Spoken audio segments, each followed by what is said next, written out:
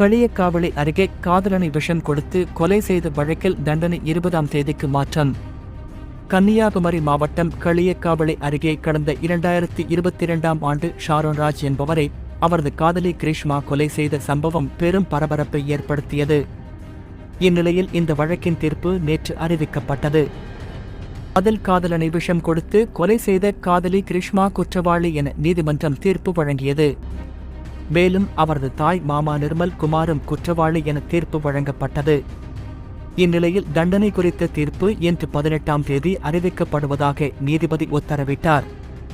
இந்த நிலையில் தீர்ப்பு தேதியை 20ஆம் தேதி திங்கட்கிழமை மாற்றி நெய்யாற்றின்கரை கோர்ட் இன்று உத்தரவிட்டது. இதற்கிடையில் தனக்கு 24 வயதே ஆவதால் மிக குறைந்த தண்டனை வழங்க கிரீஷ்மா நீதிமன்றத்தை கேட்டுள்ளார். மேலும் நீதிபதி நேரடியாக கிரீஷ்மாவிடம் விசாரணை நடத்தினார்.